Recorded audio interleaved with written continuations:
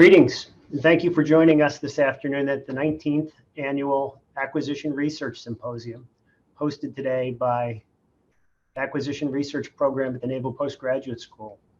By way of introduction, I'm Rear Admiral Tom Anderson, PEO Ships. It's a pleasure to welcome you to, I'm sure, what is going to be an interesting and timely discussion on building and securing the fleet. As PEO ships, my role in the Navy is to design, acquire, and deliver capability in the form of ships. It's an awesome responsibility at a challenging time. It is clear that the world we live in, where our competitors, to be specific, Russia and China, look to displace us on the global stage and ultimately change our way of life. While this used to be something that only a few had visibility to, events unfolding in places like Ukraine and the South China Sea have provided the world with a clear picture of what we're up against and why what we do is so important. Allow me to point to my PEO Ships overview slide. Nadia, if you could push that slide for me, I'd appreciate it. To provide some perspective for how we here in PEO Ships contribute to delivering the Navy the nation needs. On the slide, you'll see in the upper left-hand corner what we call our wagon wheel of programs that exist within the PEO. It includes programs such as DDG-51, DDG-X, and DDG-1000, our surface combatants, to amphibs in the form of big deck amphibs in LHAs and LPDs, and the connectors that service them in the form of LCUs and LCACs. We also have auxiliary ships. We also do work combined with the Coast Guard on Polar Security Cutter. We also field ships for strategic sea lift. There really is a very wide and diverse portfolio within PEO ships. On the right-hand side, you can see the various program offices reflected, a total of 9 program offices affiliated with PEO ships. And then the type of vessels, the ACAT levels, and to give you a sense of the different customers we work with, ultimately the resource sponsors who we partner with to define resource, and then ultimately on our side acquire and deliver that capability. The last piece I provide to you for perspective is down in the bottom left. That's a snapshot of where we're at with ships under construction in the Navy. I looked out across the various PEOs that are in the shipbuilding business. You'll see carriers, submarines, unmanned and small surface combatants reflected. And you also take note that the vast majority of ships that are under construction for the U.S. Navy fall into the PEO ships portfolio. For a little more perspective, this past year, the Navy was appropriated 13 ships in the fiscal year 22 budget, and 10 of those ships are being acquired by PEO ships. So a great responsibility, an awesome responsibility. We have a great workforce here in PEO ships that gets that done every day. Today on the panel, I'm joined by 4 exceptional panel members. I have Commander John Page, who works in OPNAV N96. That's again our resource and requirement setters for surface combatants. I have Dr. Jake Didoszak with me from the Naval Postgraduate School, and also as a tag team, Mr. Billy Fabian and Dr. Jen Gebhardt from Govini with me. You'll find today as we listen to their presentations, there's a common theme about the importance of outpacing the threat. And this goes back to the pure competition that I had mentioned before. Whether that is driving flexibility and agility into the ship design process, ensuring stability of shipbuilding requirements, or the health of the industrial base we rely on to build our nation's warships, looking at improved ways to do modeling and simulation, all of these topics are relevant to the panel here today. As we get started, I ask that you please use the Q&A box at the bottom of your screen to pose questions to the panelists. We're going to hold the Q&A until after each of the panelists has had the opportunity to introduce themselves and present their material. Thank you again for joining us. I will now turn it over to our panelists. We're going to start with Commander John Page. John, over to you.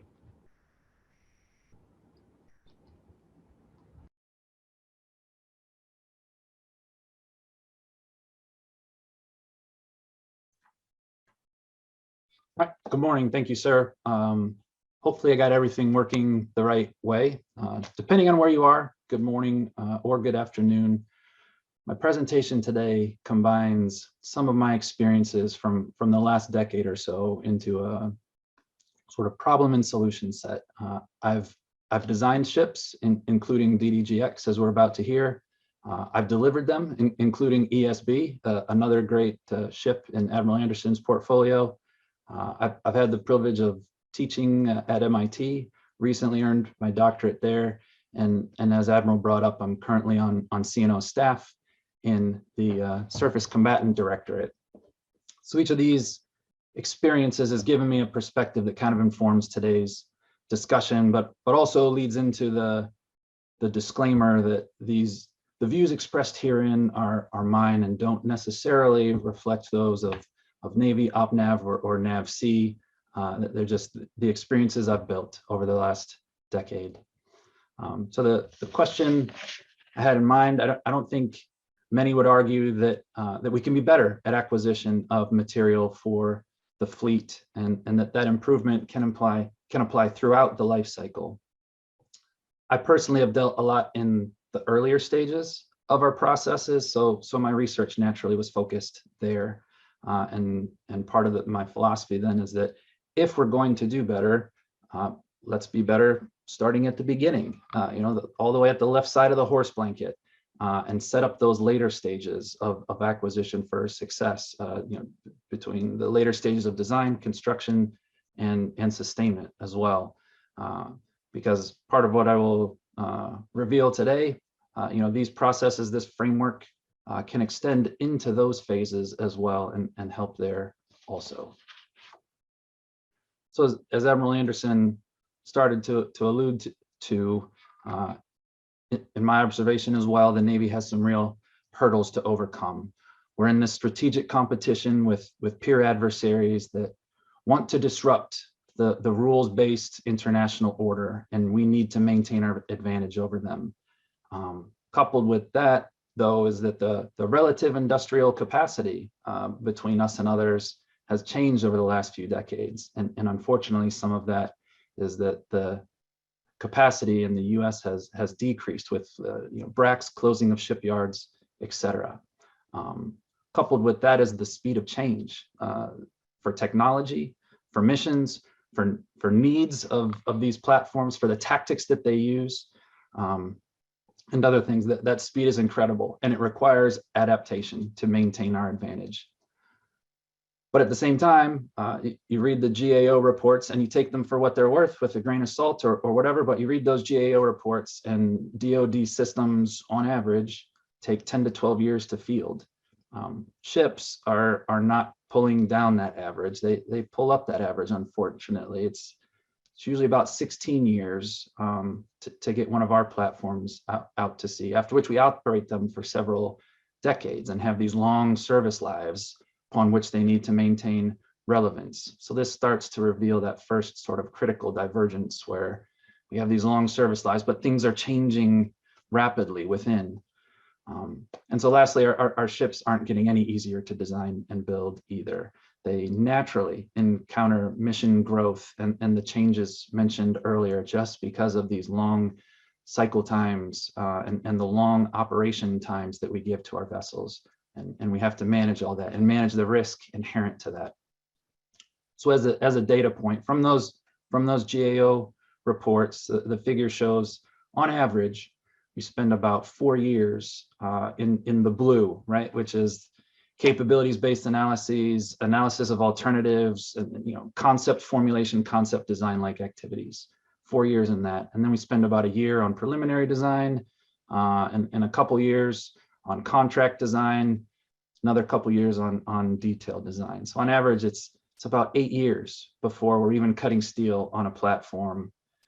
Then 5 or 6 years for construction, a couple more years for testing to get to IOC, and all of a sudden it's 16 years before you're delivering that first capability of that class. So my take is that we need to start chipping away at that, and that the best place to start that is at the beginning, in the blue, PPD stands for pre-preliminary design activities. So start it there and allow those positive effects to cascade into the later stages. So within N96, to serve some of that purpose, we have several ongoing activities. We have the Future Surface Combatant Force Analysis, which is looking out in the year 2045 right now. And what are the capabilities that we have and that others have, and how are we evolving? You know, the outputs of that are, how do we evolve into that future fight? We also have what we call NCIP from the sea, Naval Capabilities Integration Process. And that's looking within the FIT-UP. That's looking at what are relative investments right now that I can put, that we can put on ships right now. And then at the tactical level, here's a representative sample. It is by no means exhaustive, but certainly in N96, we have weapons and combat systems as well. So there are certainly plenty of studies at the tactical level related to the weapons systems under our care also. And then foundationally, we put some investments into tool and workforce development. And that's this part at the bottom, where the Center for Innovation in Ship Design and Create Ships provide tools and people to conduct some of these analyses.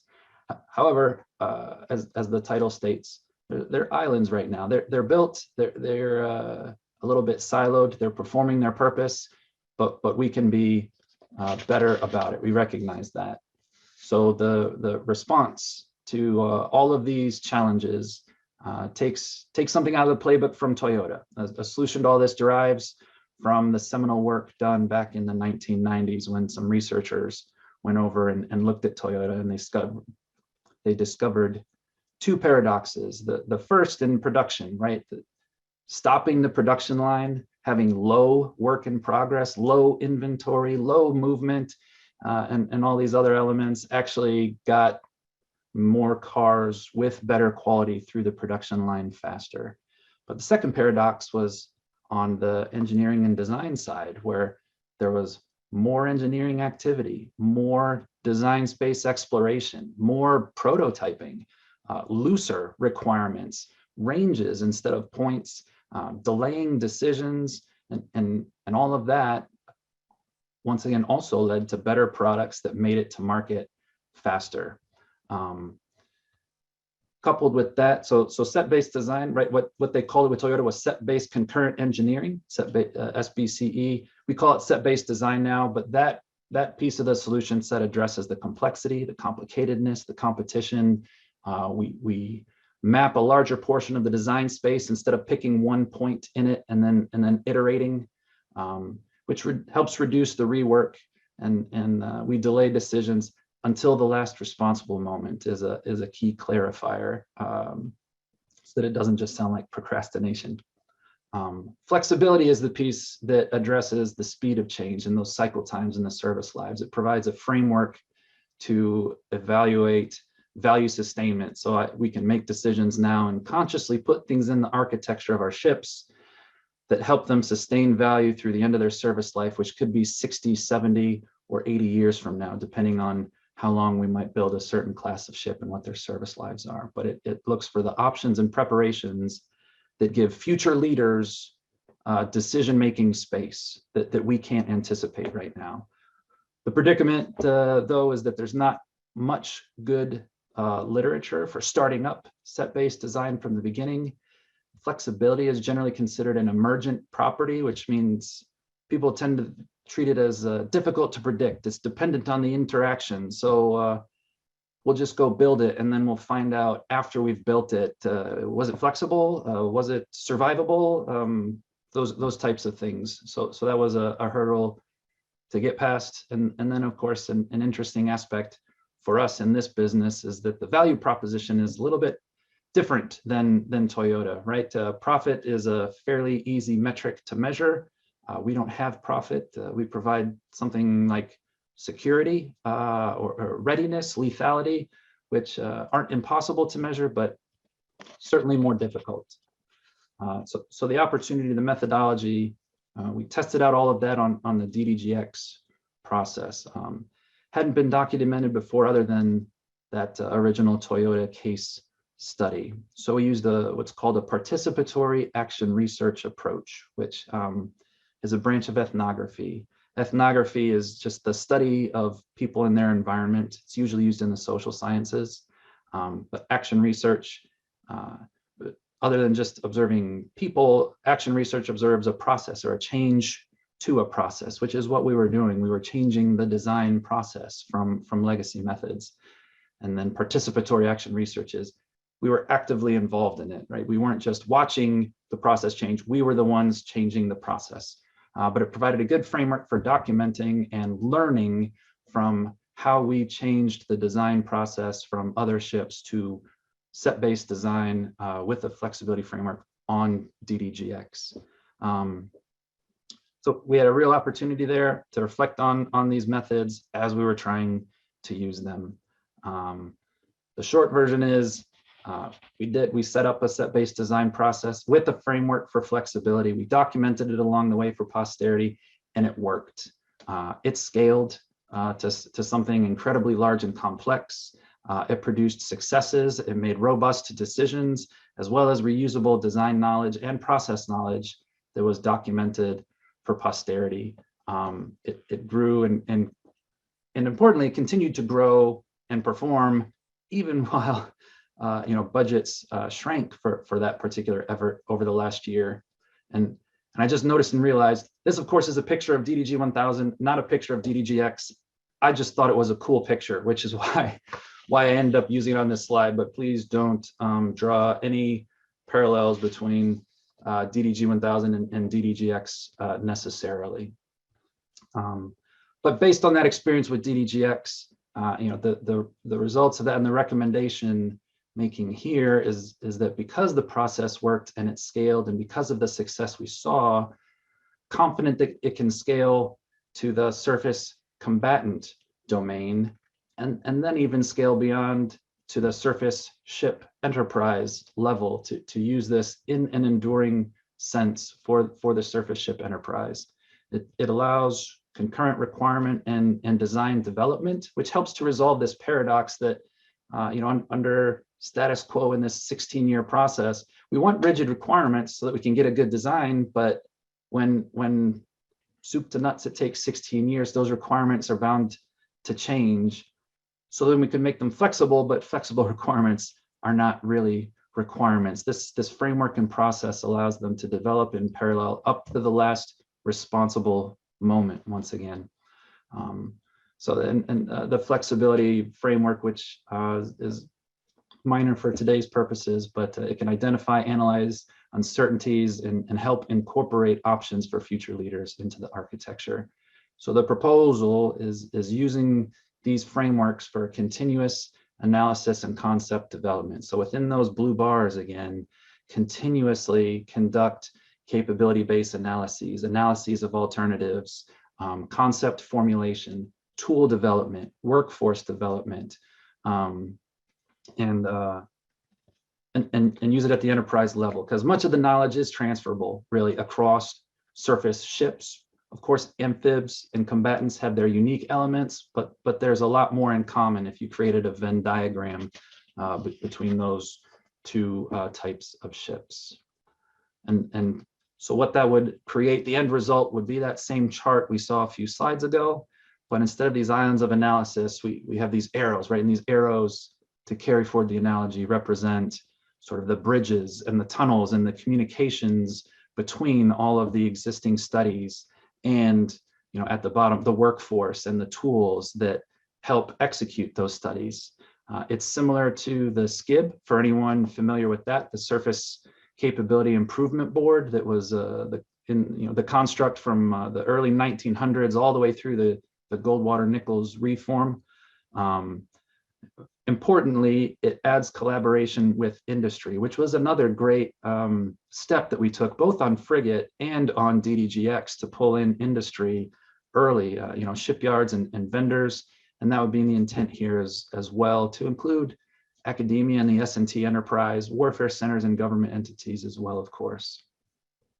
It can act as a training ground for the engineering workforce, a hub for tool development, and importantly, the springboard for new ship classes, so that we don't start them from the beginning, from the ground up each and every time, and see who's available, and hopefully they have the right lessons learned because they were working on a similar ship class before, but rather this construct and this collect piece of it could give each and every ship class a running start and an identified, capable, trained workforce to execute this. So this ought to reduce the cycle time in those early stages, as much as half it at least, but there's no science or data or metrics beyond that, behind that, excuse me. But it would also increase the efficiency under which we accomplish that work, because it would be enduring and they would be practiced at it. All of that would positively affect the resource investments needed to accomplish them through each of the stages of design. So appreciate everyone's time today. That's all I had prepared for now. I look forward to your questions. And with that, I'd like to turn it over to Dr. Didoszak. Thank you.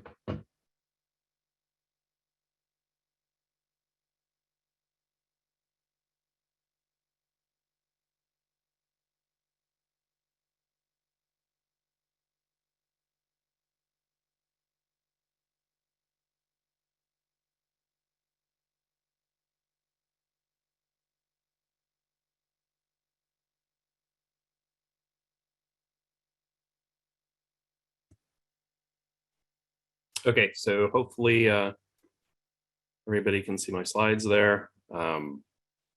So thank you, Commander Page.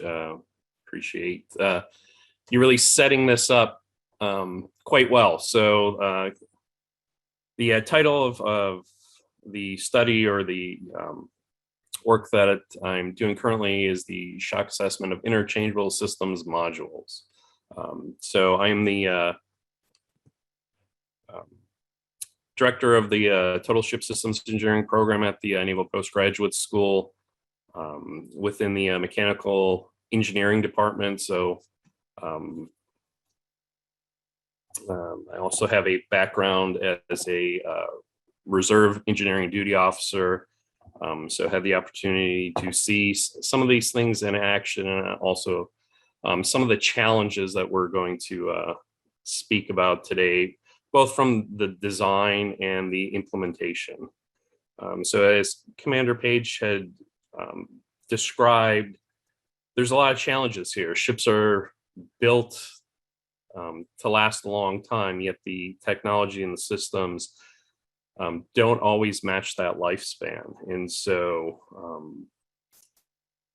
a lot of the items that Commander Page described in talking about the flexibility of requirements, yet not being so flexible that the shipbuilder, the designer, doesn't know what to provide. And so it's a very unique space there, from being under constrained to being over constrained. So let's see.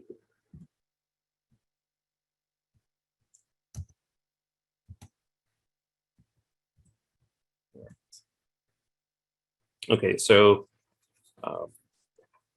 the study that I'm currently working on is still underway, and so this is a little bit more of a kind of a work in progress rather than a final solution. But I think it fits in well with the challenges that were described previously and the ones that will be discussed during this panel. And so specifically, what we're looking at here is the shock hardness of interchangeable payload modules. And so the different things that are going to facilitate the mission as unique items, instead of being fully incorporated within the ship from day one, let's say. And specifically, the subset that we want to look at it is the survivability in drilling down even further, the shock survivability of those particular items. And the whole goal of this is looking to inform future combatant ship design. You know, our hope and goal is to make the collective enterprise and the design team cognizant of all these challenges, and be able to understand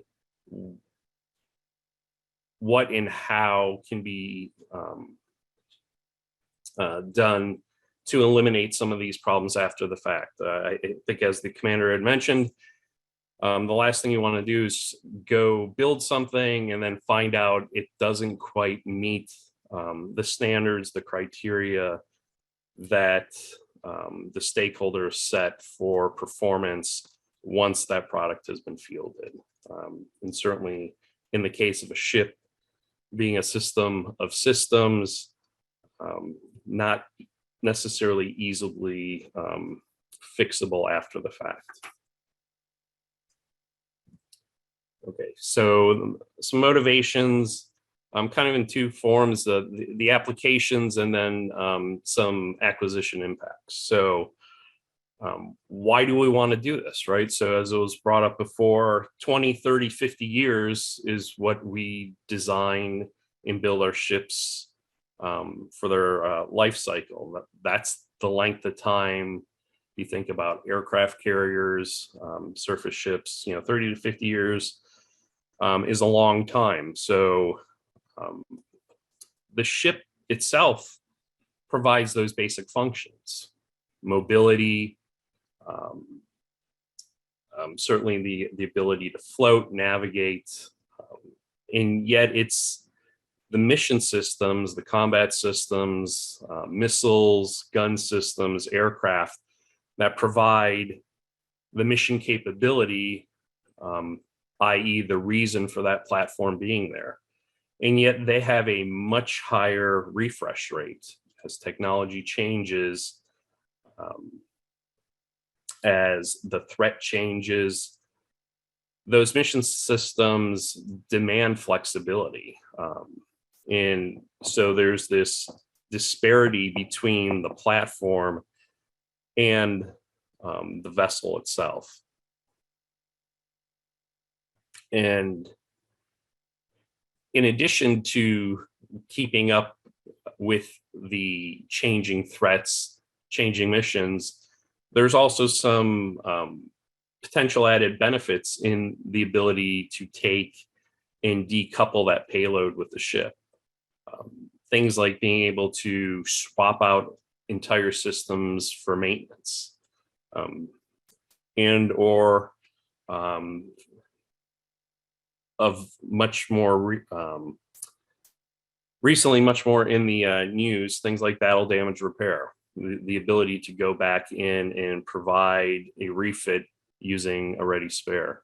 And that could be the existing system, an updated system, a completely different system that perhaps adds that capability after a ship's taken damage.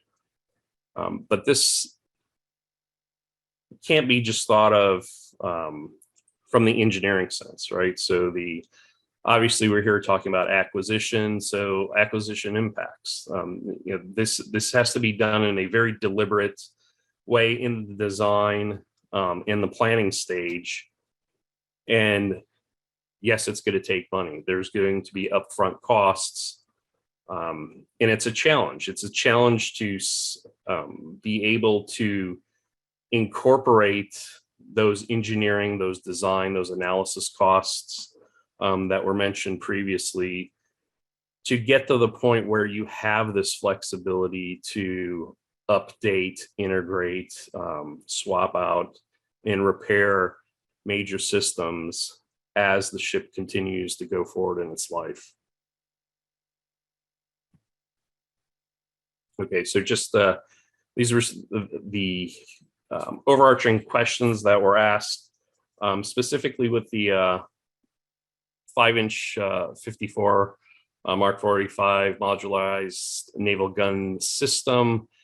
Some testing was done with regard to shock back in the late 90s. And some of the questions that remain today is, how did that testing, which was done using a floating shock platform, modeling simulation, how do those compare to full ship shock trials?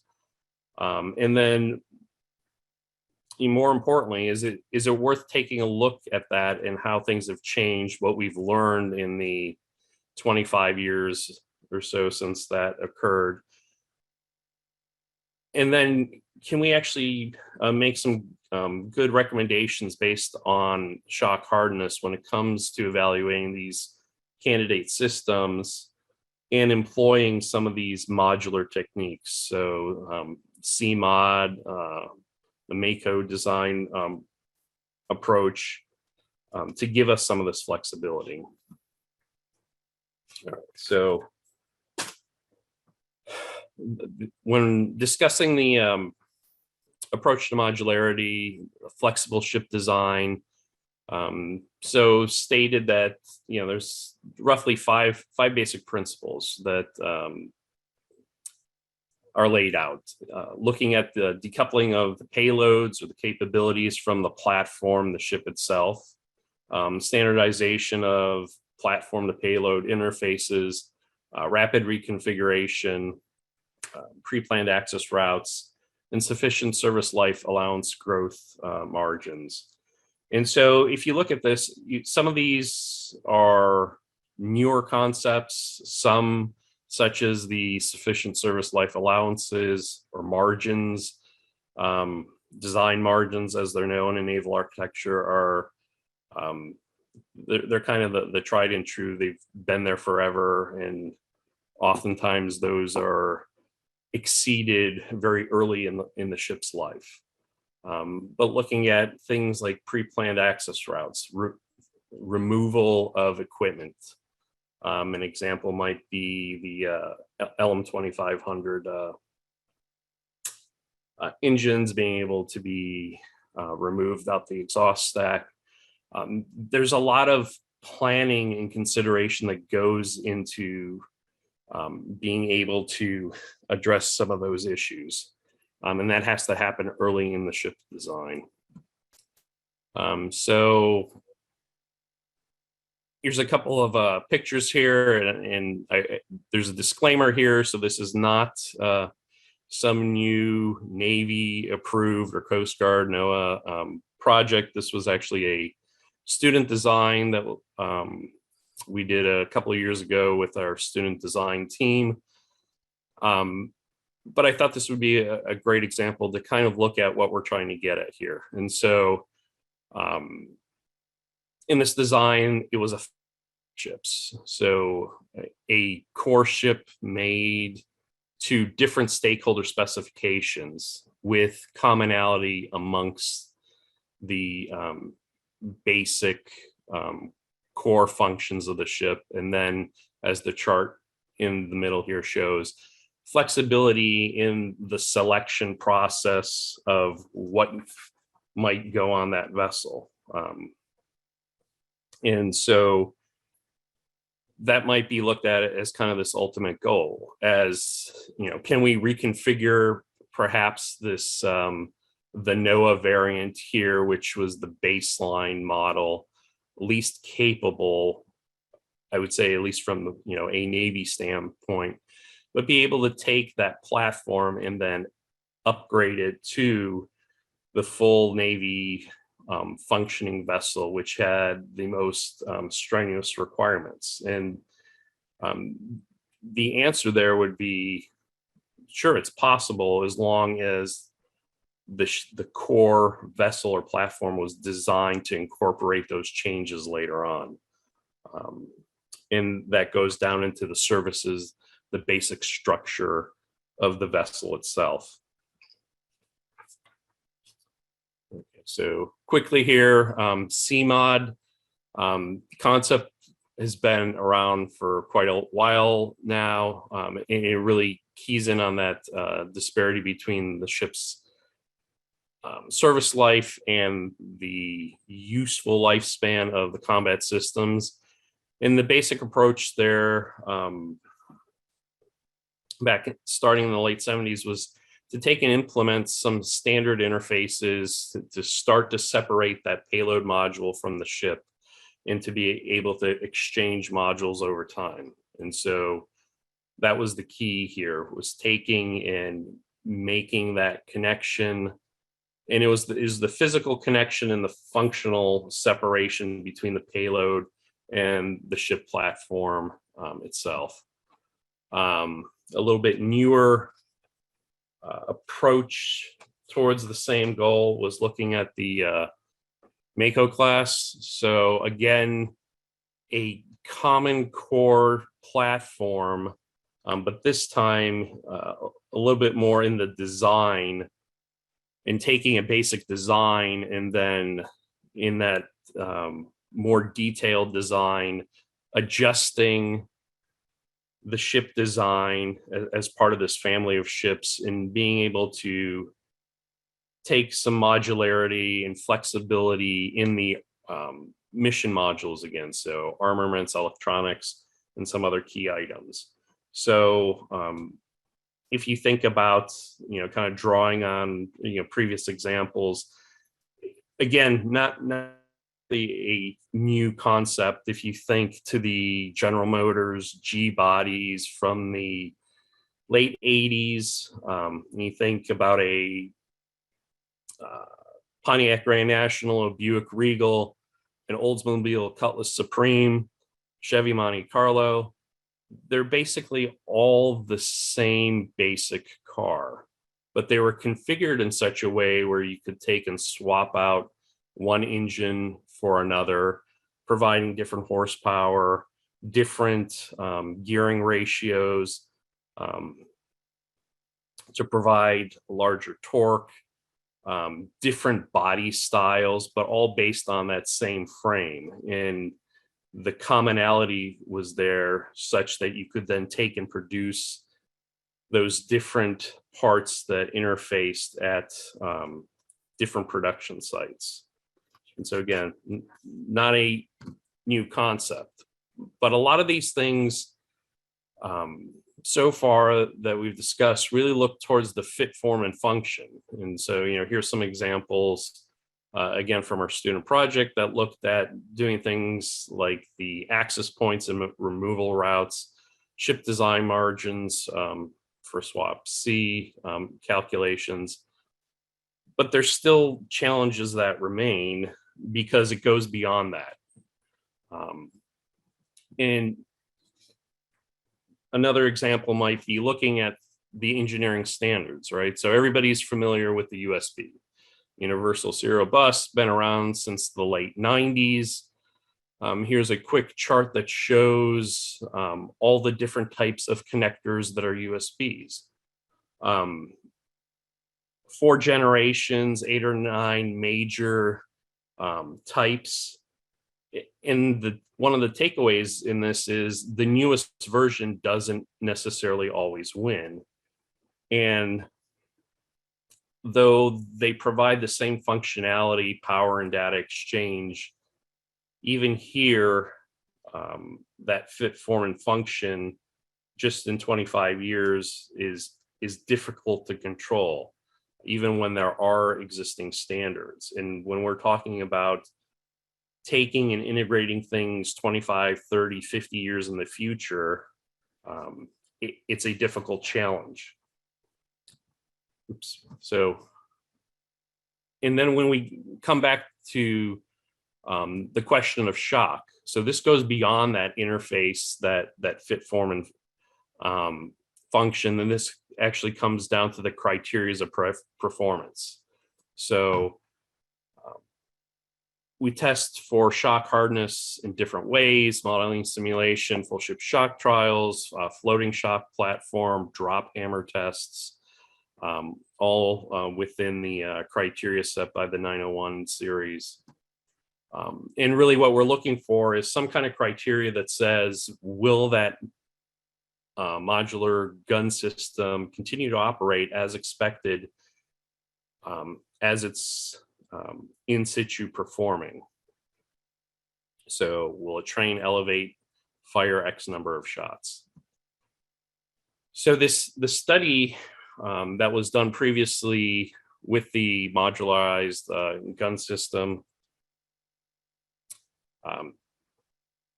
found some issues with things like the deck frequency. And so these are inherent to the ship structure itself. And so this goes beyond just the fit, form, and function. And we have differences in how the system's welded or bolted in between the US and the MECO versions. And we found failures in that test report, and specifically with things such as the deck frequencies.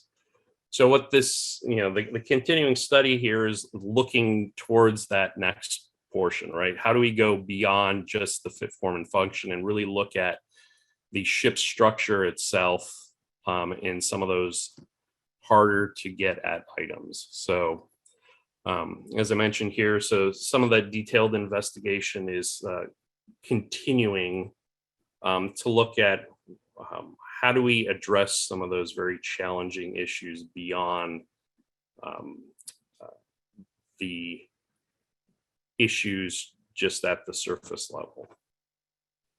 And so I will go ahead and conclude here because I think I'm out of time. So again, there's the trade-off, the engineering design analysis versus the investment up front to take and ensure that the payload will continue to function during its usefulness as that ship lifespan continues to go on for decades. Thank you. And so I will go ahead and turn it over to Dr. Jen Gebhardt and Mr. Billy Fabian for their presentation.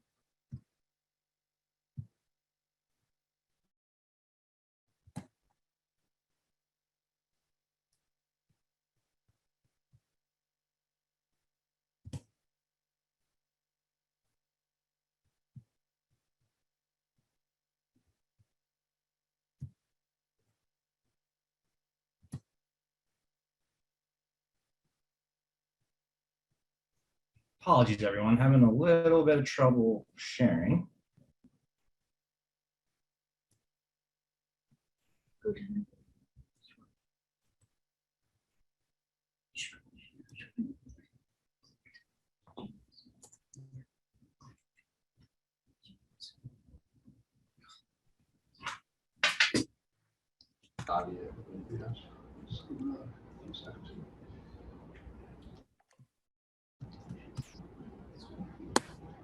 She said she'd stay with us all way.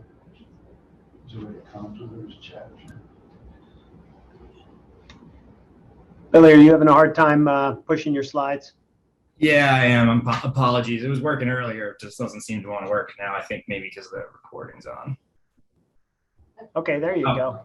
Amazing. Thank you so much. Let me turn our video on so you can see us. Hi, everyone. My name is Billy Fabian. I'm joined by my colleague, Dr. Jen Gebhardt. We are from Govini. We're a company that's dedicated to advancing U.S. competitiveness through decision science. Appreciate you bearing with us through a little bit of slide difficulty. If you could go to the next slide, please. So in early 2021, we were engaged by the Navy's Shipbuilding Industrial Task Force in conjunction with the Office of Secretary of Defense's Industrial Base Analysis and Sustainment Office to conduct a pilot study to analyze labor supply and demand of critical trades in order to inform the task force's assessment of the shipbuilding industrial base's capacity. As this was a pilot analysis, we limited the scope to the Gulf Coast region geographically and to 4 critical trades: electricians, metal fabricators and fitters, inside machinists, and riggers. We chose that scope because that's a region and trades of critical importance and therefore could yield immediate insights that would be useful to the task force's work.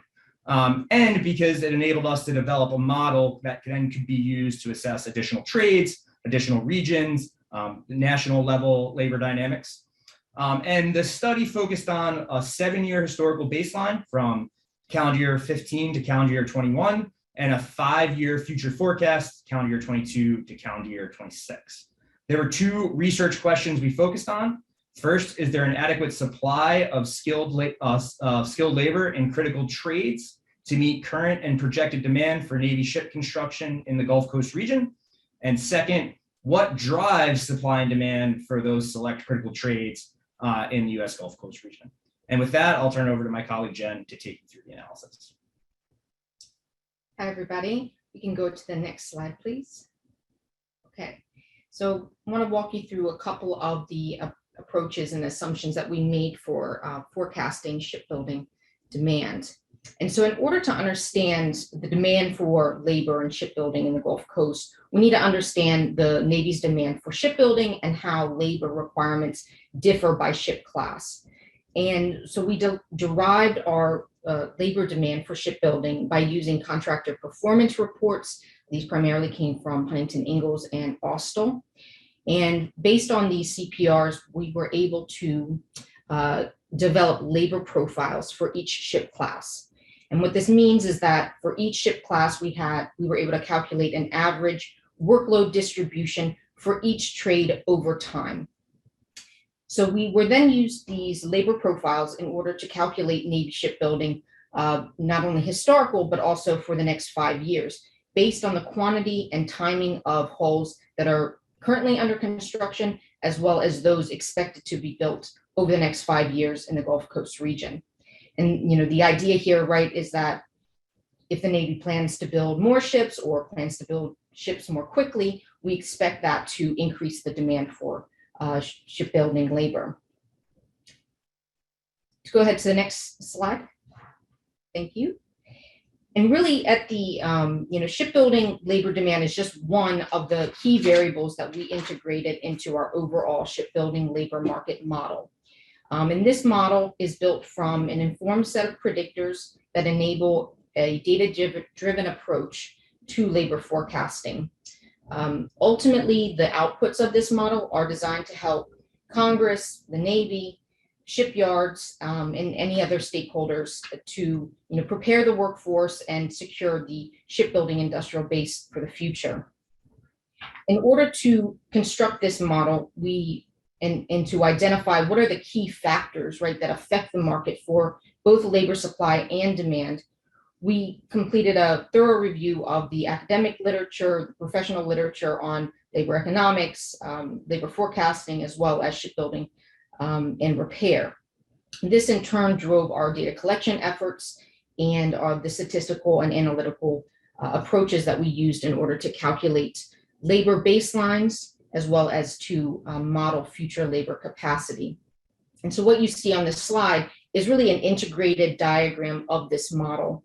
There are 2 boxes in the center of the diagram, one labeled critical trade labor force and the other labeled critical trade jobs. These are the key values we derived for our historical baseline models for labor supply. So everything in that light gray is labor supply, and everything in that teal blue is labor demand. And then all of the variables in the other boxes represent inflows and outflows that affect whether the supply or the demand for labor rises or falls or remains constant over time.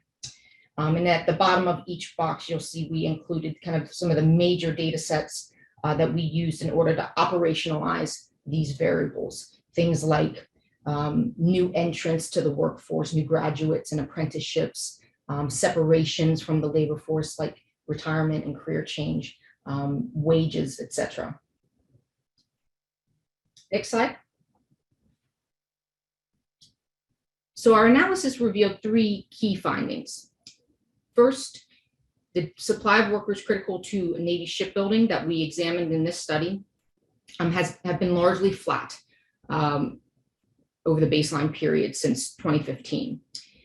Second, demand for these workers is increasing, but we find that increased demand is not coming from Navy shipbuilding. We see wages for these trades are increasing in the Gulf Coast region. We see job vacancies increasing upward to 40% especially since the second quarter of 2020, post-pandemic, signaling a rapid increase in worker demand post-pandemic. But at the same time, demand for workers generated by Navy shipbuilding has actually declined 38% from its peak in 2016.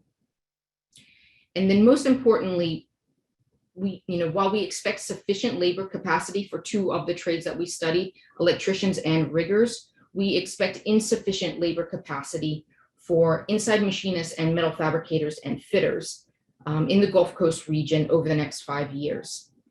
For inside machinists, the driving force behind the imbalance is an aging labor force, which drives down the supply of workers in the near term. And for metal fabricators and fitters, the driving force behind the decline or the imbalance is a declining number of new graduates and apprenticeship completers, which also drives down the supply of workers over both the short and the long term. Next slide, please. Okay, so here we're going to look just at demand for these workers generated by Navy shipbuilding.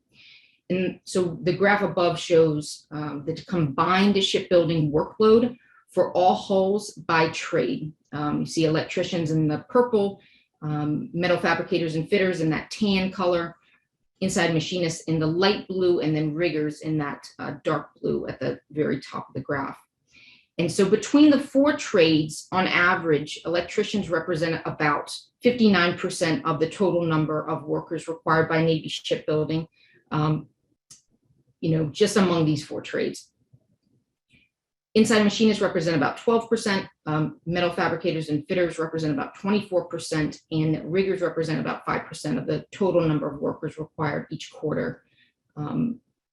Navy demand for electricians and sheet metal fabricators and fitters are greatest. They represent about 63% of the total workforce that's required over, the period before 2020.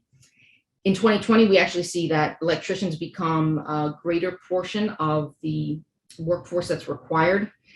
And then in the future, right, Navy demand for electricians is actually projected to increase by 63% of the total workforce.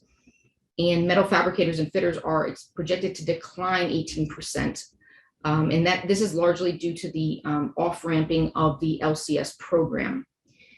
Overall, when we look at the projected workload from 2022 to through 2026, projected workload is expected to decline, especially up until early 2025, in which it will start to ramp up with the production of the LPD 31, LPD 32, LHA 9, DDG 133, 135, and 137. As those things start to ramp up production, we'll start to see that increase. But for a while, we'll start to actually see a decline until about 2025.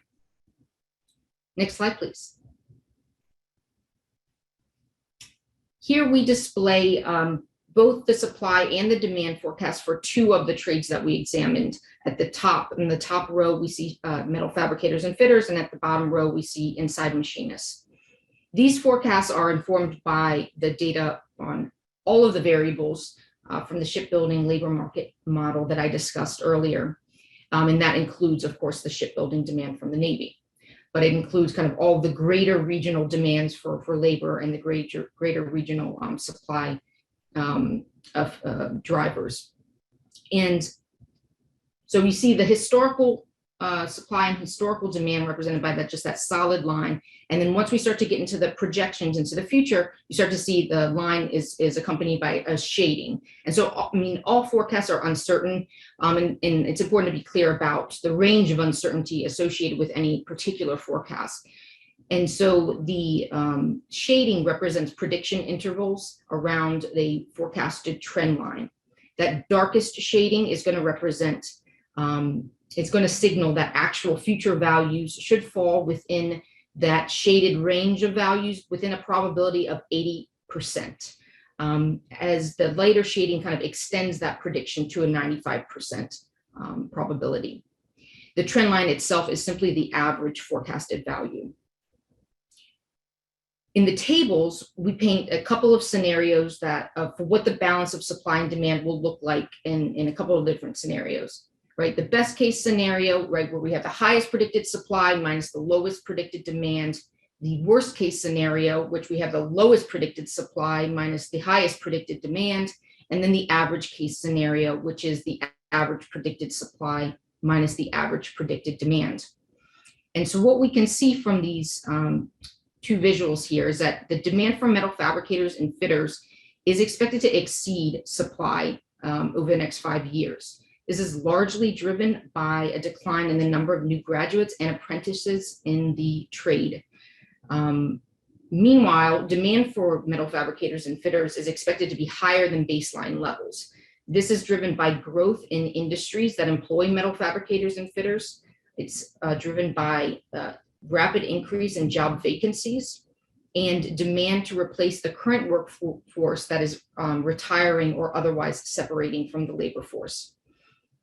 In the second half of the slide here, in the inside machinist, overall, we see a tight labor market. Demand may periodically outpace supply.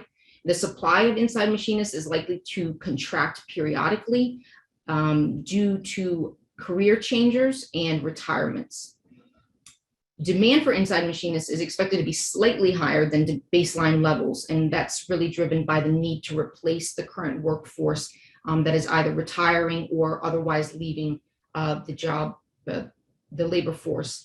Particularly, we find there were a lot of career changers during the COVID time, and so that's driving up a slight demand increase to replace those workers. Next slide. Great, and briefly, we thought, since this was a pilot analysis, to talk a little bit about where we'd like to take this in the future. So for one, the world has changed since we completed this analysis. We have rising defense budgets with different procurement decisions being made. We have a new 30-year shipbuilding, long-term shipbuilding plan, and we have a global conflict. We have rising inflation, all sorts of things. So to refresh the model with the latest data and update it. The second thing is to take the analytical model and apply it to new regions and new trades, such as New England, for example, and then to look beyond just the major shipyards and look into the supplier network that is also a critical component of the shipbuilding industrial capacity. So with that, thank you for your time. Thank you for bearing with us, and look forward to your questions. And we'll turn it back over to Admiral Anderson.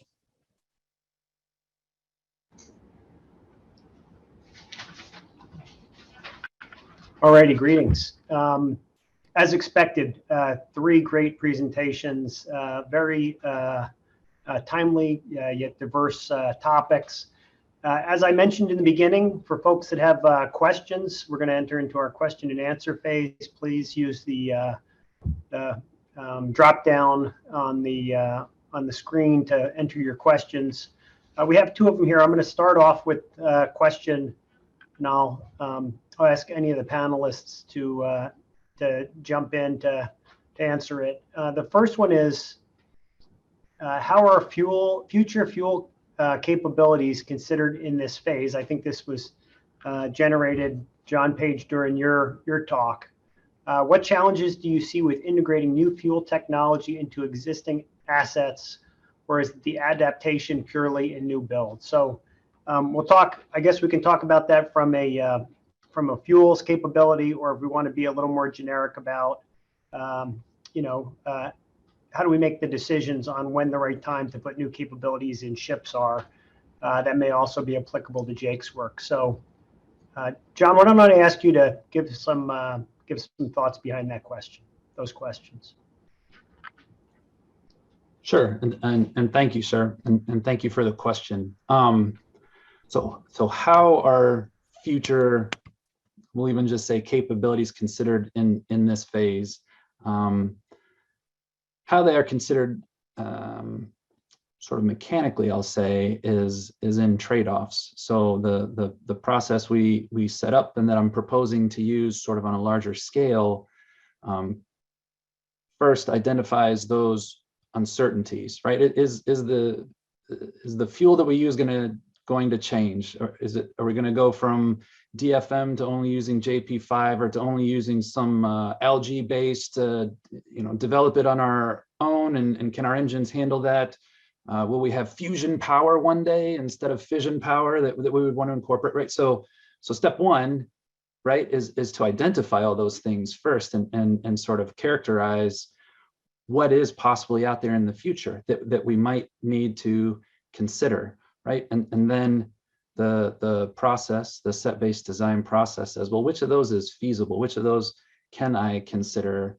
The flexibility process considers, well, if I want to incorporate that, what options can I put into the ship that would allow me to transition? Is it strictly a swap C thing where I have more space, higher weight margin, power and cooling to accommodate some future thing, or is it sort of like a switching option where I take out the engine that's running on diesel fuel and I have an easy option to swap in something that runs on nuclear fusion or pick a sort of new fuel type.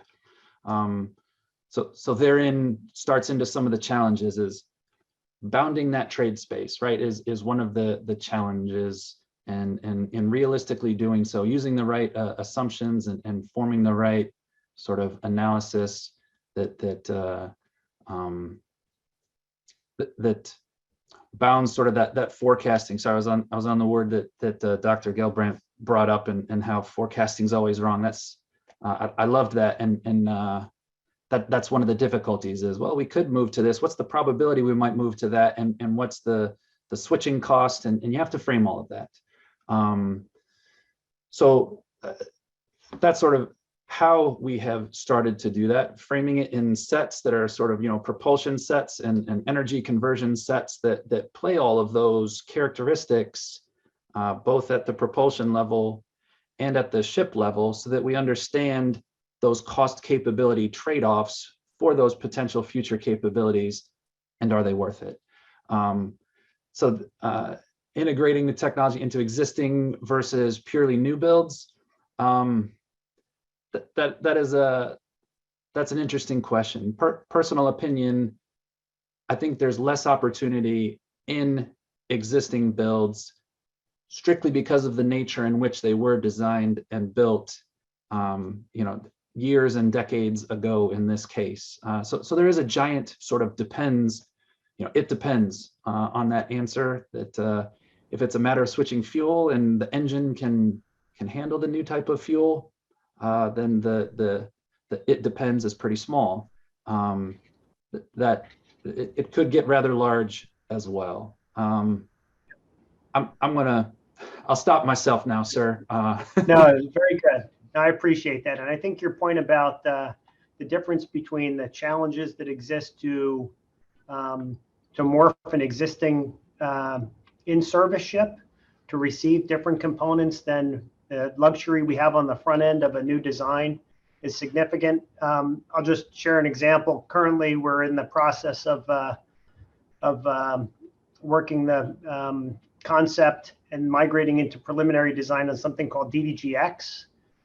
It's our next large surface combatant.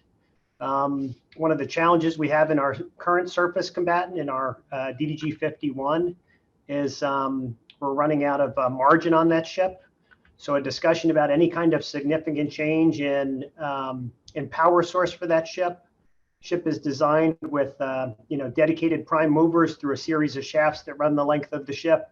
That is a completely different calculus with regards to making any kind of fundamental change in the main propulsion system or the power systems on that ship. So it does give us a natural lead. And Jake, I was as this question was posed, I know you do a lot of work with the TSSE students in curriculum at the postgraduate school, and you probably put a lot of energy, pun intended, energy into the discussion of what the fuel is going to be on those vessels. Can you talk a little bit about some of the work you do with TSSE and how that decision gets made?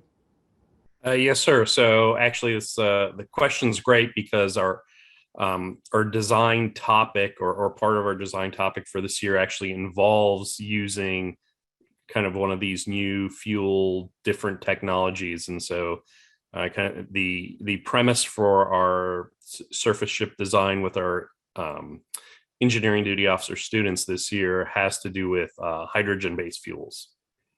And so we're just getting started on diving into the design from the stakeholder requirements. And I know the students are looking at not only the changes to the design of, let's say, a existing vessel interior to the ship, but as part of the system of systems, how do you manufacture the fuel? How do you transfer that fuel? As part of their design challenge, they're being asked to take a vessel that can produce fuel from seawater using that process, and then also supply surface and air assets within, let's say, a small task force or a group. Replenishment at sea, storage under, potentially things like cryogenics or different temperatures, pressures that are well beyond the normal stowage of liquid fuels. So it's both integrating within the ship, but also within the existing assets in a small group like that. Perfect. Very, very helpful. I'm going to move on to the next question. And the next question, I'm going to take the opportunity to reframe a little bit. So maybe some of the other panel members can jump in on it. The question is, what lessons learned from LCS's acquisition are being employed in future ship acquisition efforts? And there's a couple examples that are labeled. For the panelists, I'm going to take the opportunity to expand that. I'm going to remove the word acquisition. What lessons learned for LCS in the different phases that you work, whether it's the requirements front end piece, whether it's the design work, whether it's the construction method, any of those things. I'm going to open it up a little bit. I'll take the first whack at the question, which maybe gives the other panelists a little bit of time to chew on that a little bit. And one of the things I'll share, a lesson learned from LCS, deals with land-based testing. And I think it's a lesson that's been well learned in the small surface combatant and large surface combatant realm. LCS, in the early days of LCS, really the test site for LCS were the ships themselves. And when you don't have a significant land-based test site, you end up taking risk in both cost and schedule on the hulls. And I think the Navy had known that prior to LCS in the form of DDG 51s. DDG 51s, had a very robust land-based testing plan, whether it was the combat system at places like CSEDS or whether it was the HM&E plant at places like NAVSES Philly. We actually put the components through their testing on the land to de-risk the ship and ultimately to de-risk future changes to the ship because we could test them out on land. That didn't exist in LCS. For frigate, there is a clear path to mitigate those kind of risks through land-based testing. Congress has been very vocal about their support for that approach. As we've gone down the path, I'll mention again on DDGX, and we look at how we're going to de-risk and be prepared for a smooth and efficient transition from the longstanding DDG 51 program into the DDGX program. Land-based testing is right in the middle of that discussion as well. And Congress has been very supportive of our budget request to allow us to conduct that kind of land-based testing to make sure we've got DDGX right before we actually start cutting steel. So with that as one aspect of lesson learned from LCS, I'll open it up to the other panel members if they have any thoughts on lessons learned. I'll offer a quick one, and then I see Billy came up too. The quick one I'd like to offer for a few of the latest ship classes is a real good collaboration between the Navy and the shipyards regarding and vendors regarding cost capability trades of the various requirements that we'd like to set. So we were able to evaluate with them what's the cost of getting another knot or 2 knots or 3 knots of speed out of a given ship, or if I want to do this with the combat system. We were working with all the shipyards in the frigate competition and the shipyards and vendors, and that are germane to DDGX as well, to characterize those cost capability trades and really inform the requirement setters and the fleet on where our appetite should be in balance with what industry can produce efficiently and affordably. And I'll stop myself there, sir. Excellent. I appreciate the insight. Any of the other panel members, any insight or thoughts on lessons learned? Yeah, so one of the interesting things we saw in doing this analysis was how the mix of demand for trades during different phases of construction differed by hull type pretty considerably.